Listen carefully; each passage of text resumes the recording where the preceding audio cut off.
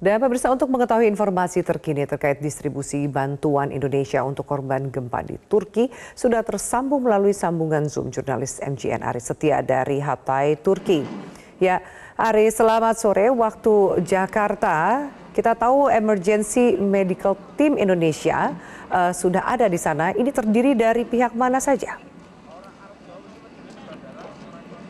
Ya, Afi, memang baru saja sekitar 10 menit yang lalu, Emergency Medical Team Indonesia ini tiba di distrik Hasa, Provinsi Hatay, Turki, yang mana ini merupakan lokasi akan didirikannya rumah sakit lapangan oleh Indonesia sendiri untuk membantu proses penanganan pasca gempa di Turki sendiri.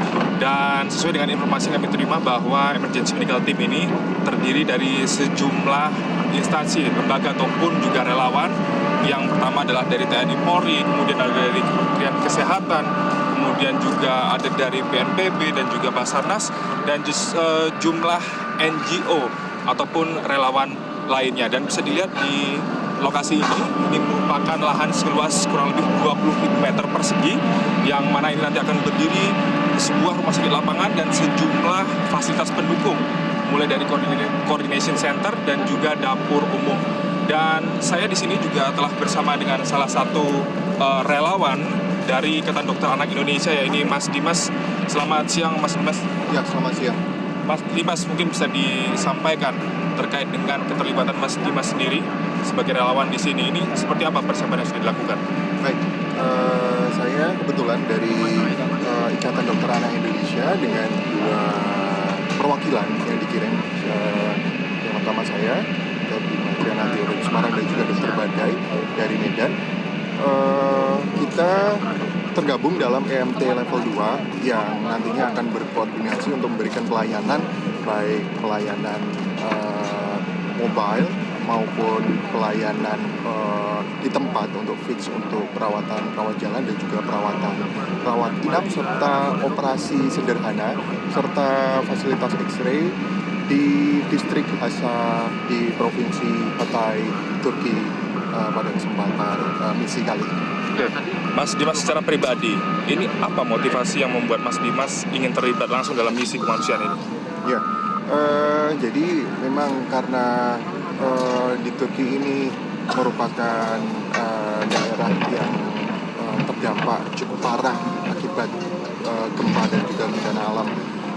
Pada kesempatan kali ini menjadikan saya harus selalu siap. Jadi sebenarnya bukan hanya di kawasan atau negara lain saja, bahkan apabila di Indonesia ada wilayah terdampak bencana, saya pribadi yang tergabung di Satuan Tugas Penanggulangan Bencana Ikatan Dokter Anak Indonesia harus selalu standby, siaga, dan juga siap apabila memang diperlukan untuk terjun ke daerah bencana untuk memberikan bantuan, dan khususnya secara spesifik bantuan dan juga pelayanan kesehatan untuk anak-anak yang terdampak. Baik, terima kasih banyak Mas Dimas sudah berbagi informasi, dan selamat bertugas di Turki, Mas Dimas. Dan selain itu, Afi, dapat kami informasikan bahwa saat ini juga sejumlah personel gabungan masih terus melakukan persiapan pembangunan proses rumah sakit lapangan ini.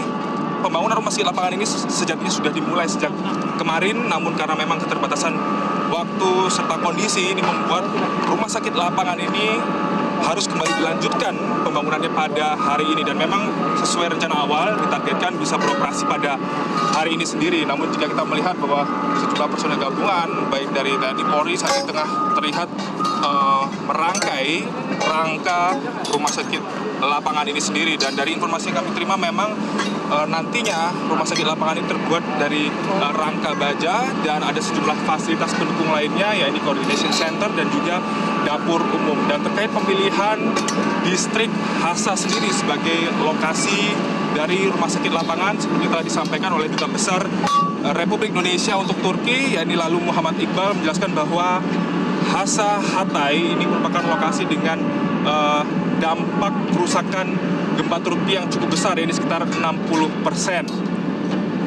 Untuk sementara demikian, Afi. Ya, Aris, Selain juga pembangunan rumah sakit lapangan, seperti apa perkembangan penanganan WNI yang terdampak gempa, termasuk pendistribusian bantuan dari pemerintah Indonesia? Iya, sampai dengan informasi terbaru yang kami dapatkan langsung dari pihak Duta Besar Indonesia untuk Turki, bahwa sampai dengan saat ini memang ada sebanyak 10 warga negara Indonesia yang mengalami cedera diakibatkan oleh gempa Turki berkekuatan 7,8 skala Richter.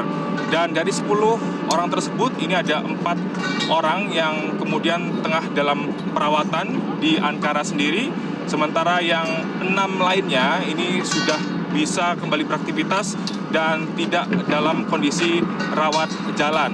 Dan saya itu juga seperti yang telah diinformasikan sebelumnya bahwa dari gempa Turki berkekuatan 7,8 ini terdapat 2 warga negara Indonesia, yaitu ibu dan anak, yang menjadi korban meninggal dunia.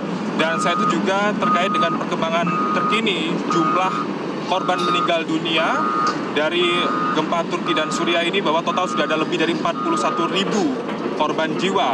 Untuk Turki sendiri ini sudah lebih dari 35.000, dan untuk Suriah sendiri sekitar lebih dari 5.500 korban jiwa. Demikian, Afi, kembali ke Anda di studio. Baik, melaporkan dari Turki, Aris Setia, terima kasih atas informasinya.